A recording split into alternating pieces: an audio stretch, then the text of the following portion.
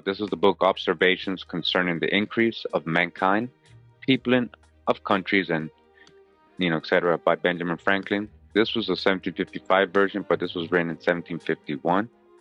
He talks about why we're going to Germanize the people of America because they were actually swarthy Germans, because they're not the same complexion as he is. And so he says, which leads me to add one remark, that the number of purely white people in the world is proportionally very small. All Africa is black or tawny, all right? All Africa, black or tawny. Asia, chiefly tawny, so Asia too. America, exclusive of the newcomers, wholly so even America is tawny. And in Europe, what's going on in Europe? Benjamin Franklin, he tells us that the Spaniards, the Italians, French, Russians, Swedes are generally of what we call swarthy complexion, as are the Germans also. The rest of Europe, he said, remember we got this already and we proved it.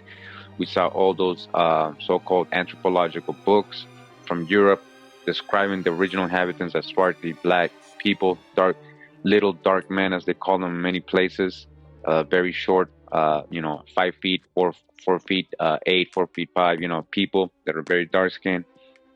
All right, so just a reminder of that before we get started. All of Europe was tawny. All these Europeans were swarthy, or so-called black, dark skin. Right? They weren't all white. This one is Alexander Hamilton by George Shea. This was written in 1880, and it says here, Alexander Hamilton, the ablest American jurist and statesman of the early constitutional era of the United States, was born at the island of Nevis. All right, he was born in the Caribbean, in the island of Nevis, one of the Antilles under the dominion of England, on January 11, 1757. Now, this date is debated. We're going to hear that. All right, it's debated, and they're actually saying it's January 11, 1755, actually. His father was a Scotch immigrant who had settled at St. Christopher, where he engaged in mercantile business. His mother was the daughter of a Huguenot named Fawcett. Oh, Alexander Hamilton's mother was a Huguenot, all right, of the Fawcett family. All right, so Huguenots, again, are really AKA Sephardi Jews and Moors, Moriscos, Moors. Huguenots are Moors and Sephardic Jews, dark melanated people, swarthy people, just like Benjamin Franklin just stated to us. It's Alexander Hamilton from Ron Chernow, and he says here, Rachel and her mother, Rachel is the mother of Alexander Hamilton, says here, decided to start anew at St. Croix, where James and Anne Lytton had prospered, building a substantial estate outside the capital, Christiansted, called the Grange. The Lyttons likely introduced them to another newcomer from Nevis, a Dane named Johann Michael Levine or Levine. All right, he was a Jew. They try to say he wasn't, but at that time, it wasn't very convenient to, proclaim yourself to be Jewish, or it was more convenient to be Christian or anglicized, who had peddled household goods and now aspired to planter status. The name Levine can be Sephardic. All right, can be what? A Sephardic variant of Levine. But if he was Jewish, he managed to conceal his origins. All right. Alexander Hamilton's mom, Rachel, before she supposedly met his dad, James Hamilton, she was married to this Jewish guy. I'm going to read from this book now, Alexander Hamilton by Jacob Ernest Cook. It says, my ambition is so prevalent. It says, well over 2 centuries after his birth, Alexander Hamilton's infancy, childhood, and early adolescence remained shrouded in mystery. Again, it's a mystery. He seldom spoke of them, and when obliged to do so, as to his children, he provided a romantically reticent, carefully edited version. The reason is clear. He was illegitimate. All right? Hamilton, the son of Rachel Fawcett Levine, or Levi, and James Hamilton, was born in the small West Indian island of Nevis. If, as tradition has it, James Hamilton, a younger son of an ancient and still prominent Scottish family, went to the West Indies to seek his fortune, his adventure was an abysmal disappointment. He went from job to job, holding none long, and perhaps from woman to woman, although the records speak only of Rachel. Her previous marriage had ended in an ugly divorce suit instituted by her strangled husband, John Michael Levine. All right, she was imprisoned. Another book says The Papers of Alexander Hamilton, Volume 1, 1768 to 1778, by Harold S. Sirrett, editor, Jacob E. Cook, associate editor, all right, from 1961. Rachel Levine, Hamilton's mother, was the daughter of John Fawcett, a doctor and planter, all right, John Fawcett, and his wife Mary, both of the English island Nevis. All right, so John Fawcett and his mother Mary, her mother Mary Uppington, we're gonna see. All right, either in 1745 or somewhat earlier, Rachel Fawcett went to St. Croix, where she married the merchant Johann Michael Levine. In 1746, Peter Levine was born. The marriage was not a happy one, and in 1750, Rachel left her son Peter and her husband and ran away from the island. In 1759, Levine obtained a divorce from Rachel.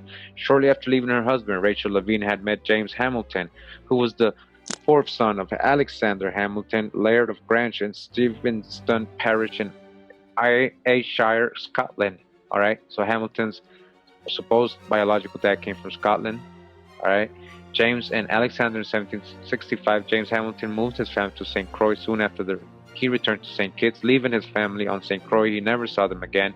In February 1768, Rachel Levine was taken ill with a fever and died shortly. Whereas this other book, Alexander Hamilton by Charles A. Conant, 1901, it says a mystery hangs over his birth and parentage. Again, another mystery, right? They're trying to hide something maybe, which repeated inquiries have failed to clear away. He is believed to have been the son of James Hamilton, all right, belief, a Scottish merchant of Nevis, and a lady of French Huguenot. She's a what? Huguenot, Sephardic Jew or more, right? Descent. His mom is a Huguenot, the divorced wife of a Dane named Levine, or a Jew from Denmark, right? But the history of his parents and their marriage is shrouded in much obscurity. All right, everything is a mystery, but she's a Huguenot, though.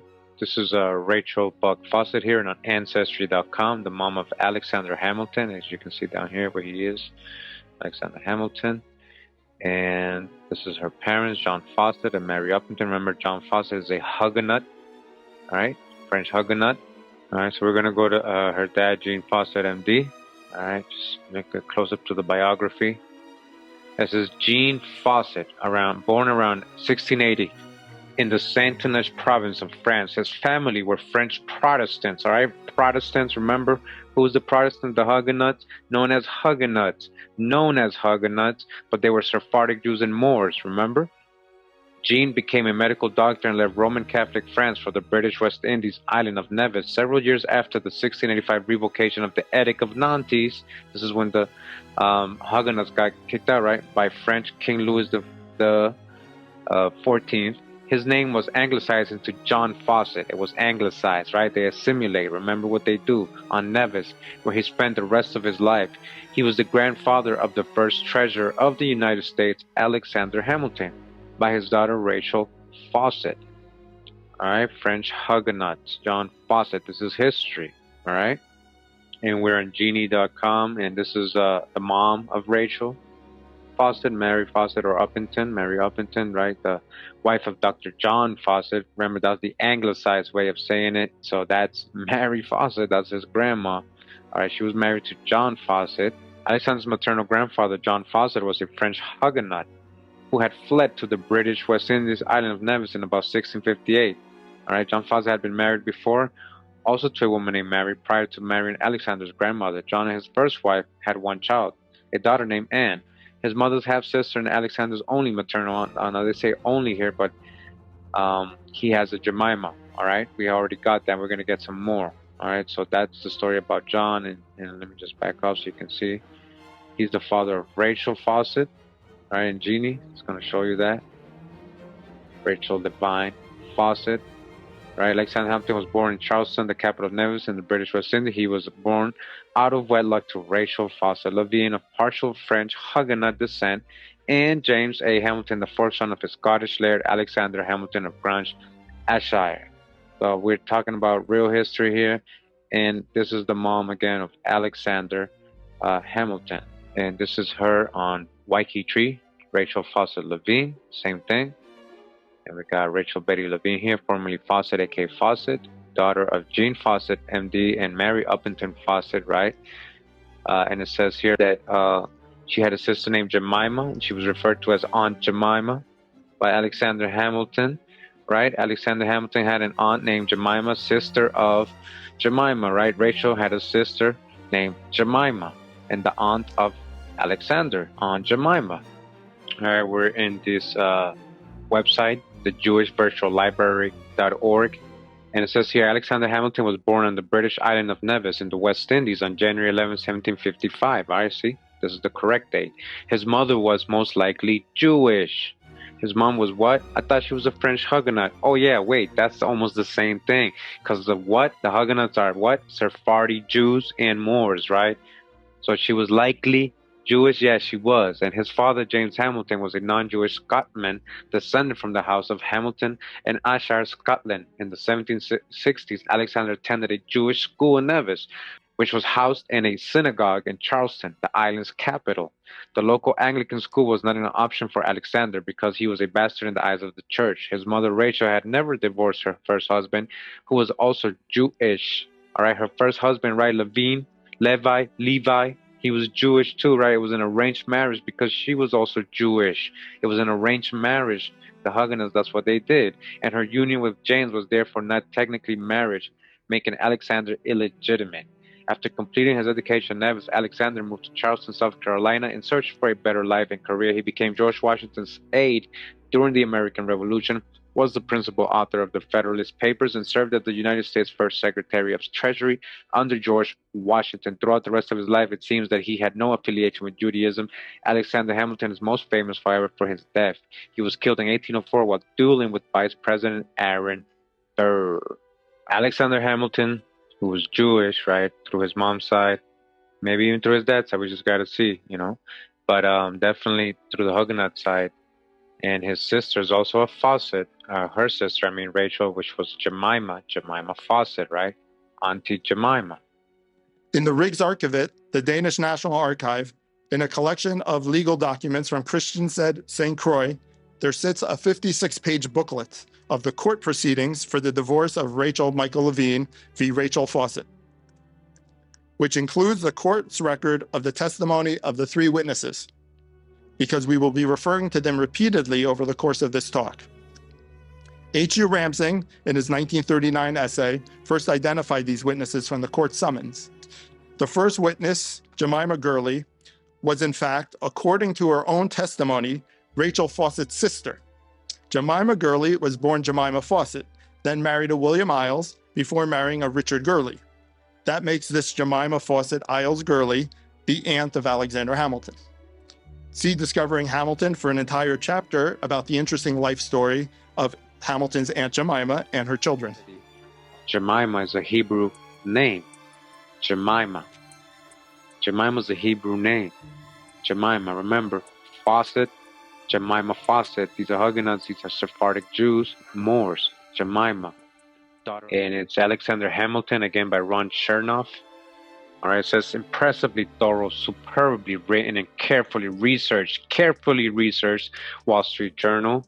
It says George Clinton responded to Hamilton's declaration of war on two levels.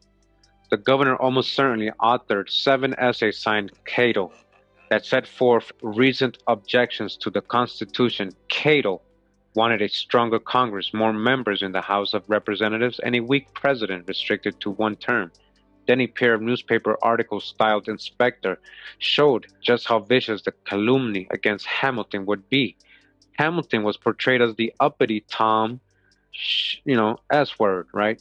And introduced as a musty. He was introduced as what? As a musty. Wait, they were calling people of color and Indians musty. Musty, the offspring of a white person and a quadroon? So who's the quadroon? A white person and a quadroon? Which was the white person? This was the first time that Hamilton's opponents tried to denigrate him with charges of mixed racial ancestry.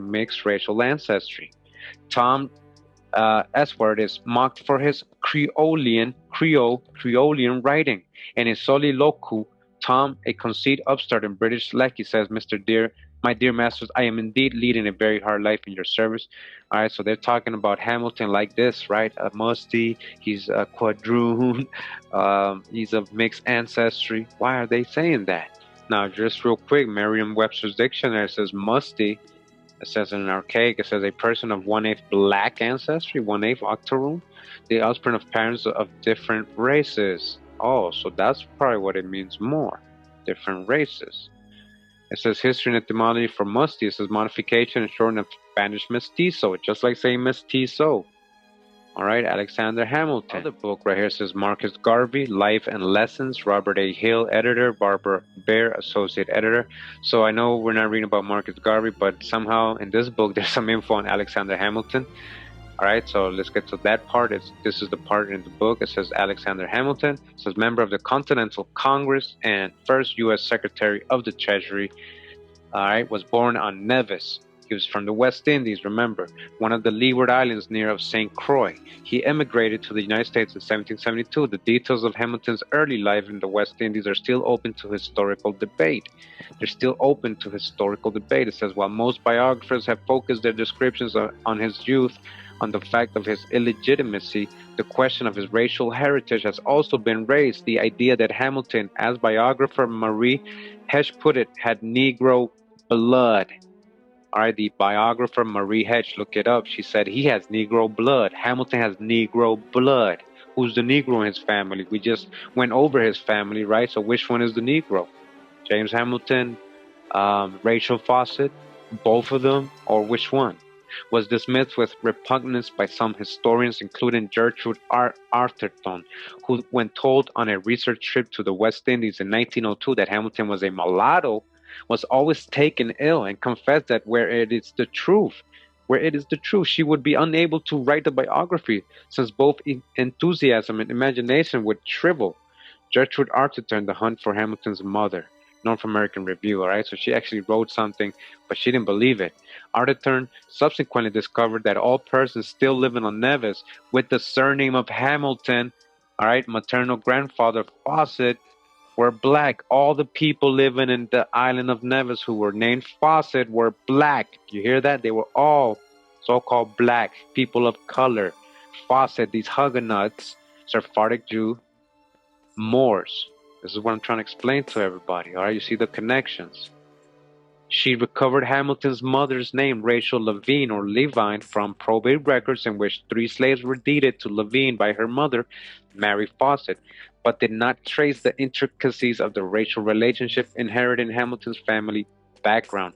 Hamilton's grandson is among those who have rejected the idea of Hamilton's black heritage, but others, including Webb Du Bois, accepted it. Webb Du Bois knew the topic was not only one of historical debate, but of popular appeal as well. In 1933, correspondent to the New York Age wrote that it is generally believed by the colored people of Washington, D.C., that, in the popular sense, this illustrious one, Hamilton, was one racially with themselves, meaning he was also of color, just like them. All right, Louis G. Gregory to NY, May 1933, Harold Larson, Alexander Hamilton, The Facts and Fiction of His Early Years, William and Mary Quarterly. All right, all those references right there. All right, people were saying, but he was color here. Alexander Hamilton by Henry Cabot Lodge, 1898. And it says here, at the end of the year, he was ready for college. Who was ready for college? It's talking about Alexander Hamilton when he first got to the States. His first thought was for Princeton, but as he characteristically proposed to go through the course as rapidly as he could without regard to classes, the rules of the college would not permit his admittance, and he entered King's College in New York, where he prosecuted his studies with the aid of a private tutor as fast as he wished, a private tutor and everything. In the university, at school, he threw himself heart and soul into his work, gathering up knowledge with quick apprehension, while the tireless activity of his mind continually sent his thoughts raging into other and wider fields of finance, government, and politics. It was then his custom of an afternoon, as we are told, to walk under the shadow of the tree of Batu Street, plunged in thought and talking eagerly to himself. The passers-by would turn to look at the small, slight youth, still a mere boy, in appearance dark of skin. They're talking about Alexander Hamilton, who Henry Cabot is talking about. Alexander Hamilton being dark of skin and with deep-set eyes, and those who knew the young West Indian, this West Indian, dark-skinned West Indian, Alexander Hamilton, as he was called, already speculate about him vaguely, as people are wont to do about those who give or seem to give obvious promise of illustrious future. But while Hamilton was leading the reflective life of a student and meditating beneath the shadow of the trees, imbued perhaps with the prophetic soul of the wide world, dreaming of things to come, a great revolution was swiftly coming to its crisis about him. All right, again, he was what? In appearance, dark of skin, dark skin. The West Indian, this young West Indian was dark of skin. The dark, deep set eyes, dark eyes. So why are they always drawing him with blue eyes? Right? Why are they always drawing him with blue eyes? Now, they just described somebody being dark skinned, right? With dark, deep set eyes. Does this look like a dark skinned person with dark eyes? Who's this body snatcher right here? It says here the intimate life of Alexander Hamilton, based chiefly upon original family letters and other documents, many of which have never been published, by Allen McLean Hamilton. Allen McLean Hamilton. It says here Alec McLean Hamilton was an American psychiatrist of Scots descent. He was a grandson of Louis McLean and Alexander Hamilton, so he was one of his grandsons. He wrote The Intimate Life of Alexander Hamilton and biography of his paternal grandfathers, right? So he wrote that. His primary source, right? This is his family. We're about to read what he said. It says to John Howard Ben Ambridge, professor of mathematics and dean of Columbia University, and for 50 years identified therewith, who during all this time has done so much to perpetuate the memory of Alexander Hamilton. All right. It says The Intimate Life of Alexander Hamilton, Chapter 1, Origin and Parentage. Alexander Hamilton came into the world on January 11th, 1757, his birthplace being Nevis. All right, we got that already. He's a Caribbean, he's a West Indian, a mountainous island of the picturesque Antilles. All right, Nevis had an area about 60 square miles and was colonized by the British in 1728. It is quite near St. Christopher or St. Kitts, and both islands were in 1757 and are today under the same local government within a comparatively short distance. St. Croix, which became a Danish possession early in the 18th century. These three islands are the center of the greatest interest so far as the early history of Hamilton is concerned. Much unnecessary speculation has arisen regarding Hamilton's antecedents. All right, so again, that mystery of who's his parents and all that, they're like, it's like they're hiding something, really. But why there should have been so much mystery is a matter of wonder. Why they gotta hide all this stuff and say it's a mystery, considering that many of his own letters referring to his family have for a long time been in existence and are easy of access, so that there is little doubt as to his paternity or early history. Now, chapter 2, he goes on to his personal characteristics, right? He's going to describe him. Remember, this is his grandson. It says much misapprehension exists as to the appearance of Hamilton, some of which is due to the idea that because his birthplace was the West Indies, he presented the physical characteristics of those born under a tropical sun. He is referred to by various authors as a Creole or a Swarthy John West Indian, Swarthy. Alexander Hamilton, Swarthy. Can I get a so Swarthy? Hashtag so Swarthy. Right? Remember, Huguenots are Sephardic Jews and Moors. Huguenots. So she might be Swarthy, passing that on to him, right? James Hamilton, we got to see. We don't know if he was white or black. There's no proof that he was white. So we can't say he was either, right? But he's being described. His grandson's letting you know that in a lot of accounts, because remember, this is his grandson. He wasn't probably alive most of the time when he was, alive. Talking about Alexander Hamilton, or he knew his life or whatever, right? There was no pictures probably. I don't know if he met him. But, all right, so he knows that his granddad was described as Creole or Swarthy John West Indian, and most of his biographers picture him as being dark in color. Most of his biographers picture him as being dark in color. So why, when we grew up, we only saw people who were really pale skinned, so-called white in color? All right, but most biographers again pictured him being dark in color, all right, dark in color, and having black hair and piercing black eyes, not colored or blue eyes, black eyes, piercing black eyes. One enthusiastic Negro preacher extolling his virtues as champion of that race during the Revolutionary War, when he favored the enlistment of black soldiers, recently went so far as to suggest at a public meeting in the city of New York that Hamilton's veins surely contained African blood. Dodge the hijack, they mean somebody of color. He was dark-skinned. In reality, he was fair and had reddish brown hair. He was fair. All right, that's what he's saying. But everybody else is describing him as Swarthy, Creole, dark in color, right? Fair could be beautiful. Fair doesn't always mean maybe could be light-skinned. Reddish brown hair with reddish brown hair, and a specimen before me proves this to have been the case. So he says he has a specimen of something to prove it. It has a certain glint which was probably more marked at an earlier period, but even now there is no difficulty in finding that it belonged to a person of the semi-blonde type. Semi-blonde type 1. So one says this lock of hair was given to his wife sometime before December 17th. So a lock of hair is what they're proving, when everything else was saying he was Swarthy. Alexander Hamilton by Albert Hubbard. It says published by the Hartford Lunch Company and printed by the Roy Crofters and their shop, which is in East Aurora, Erie County, New York, from 1918. Most great things in America have to take their rise in Boston, so it seems me that Alexander Hamilton, age 15, a British West Indian subject, should first set foot on American soil at Long Wharf, Boston. That's when he got there in Boston, all right? He took a ferry over to Cambridgeport and walked through the woods 3 miles to Harvard College. Possibly he did not remain because his training in a bookish way had not been sufficient for him to enter, and possibly he did not like the puritanic visage of the old professor who greeted him on the threshold of Massachusetts Hall. At any rate, he soon made his way to New Haven. Jail suited him no better, and he took a boat for New York.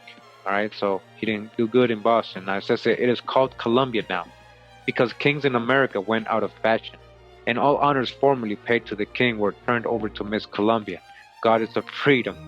King's College swung wide its doors for the swarthy little West Indian, the swarthy little West Indian, swarthy little West Indian, swarthy little West Indian. They're talking about Alexander Hamilton, swarthy little West Indian. He was allowed to choose his own course, and every advantage of the university was offered to him. This book called him what? Swarthy little West Indian. All right, now I want to read you from this book. It's called The Wisconsin Magazine of History. This is volume 41, number 1, published by the State Historical Society of Wisconsin. This is from autumn 1957. All right, now this is going to be talking about Alexander Hamilton's son, William S. Hamilton, on the Wisconsin frontier. A document edited by Larry Garrah. Back in the 1830s, on the Lee region frontier, a venturesome spirit overcame any ambitions for political prominence in the son of Alexander Hamilton. Says perhaps one of the most revealing documents concerning Hamilton is a letter that Theodore Rodolph wrote in 1880 to talk about his son, that not Alexander, but William Hamilton.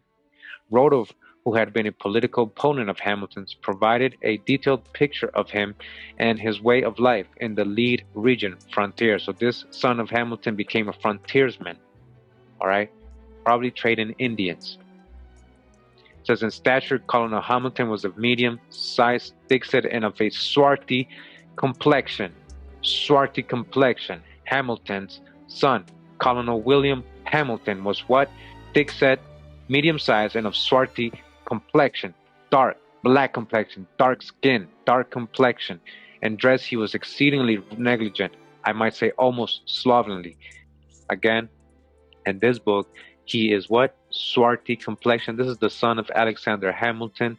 This is in the Wisconsin Magazine of History, volume 41. Swarthy complexion. Alexander Hamilton's son. And just knowing that there was a lot of swarthy, so-called black Europeans coming as indentured servants and just as colonizers, and through the headright system had their own indentured servants and all that, even enslaving local Indians and everything and mixing in with them. So all that to me counts, apart from the descriptions I just read, describe him as dark skin or swarthy, musty, mulatto, and everybody saying he was so-called has Negro blood and all that, you know. So we know that they've whitewashed a lot of images. We've caught them doing that already. So all this is in play. You know, they have to prove to us he was so-called white, because so far everything is pointing to a different thing, that he was actually a person of color. Whether he was fair, ruddy. There's a description of him being fair, ruddy complexion, ruddy, fair, ruddy. fair, whatever, if he was light skinned, but he was a person of color at some, whatever level. And they consider him in a lot of times, in a lot of circles, as a Negro, or they would call him a quadroon, or whatever they would call him, musty, mulatto. But he was a West Indian Swarthy fellow, as they were describing him. And I hope you guys enjoyed it. And, he was a West Indian Swarthy, and he had an Aunt Jemima. And he was Sephardi, Moorish, Huguenot ancestry. I hope you guys enjoyed this. Thanks for tuning in, and everybody in the chat. Since we did this live, we premiered it. Thank you for tuning in. I hope you guys enjoyed it. And got a lot of videos coming still. So tune in. Much love and respect. Blessings. Wow.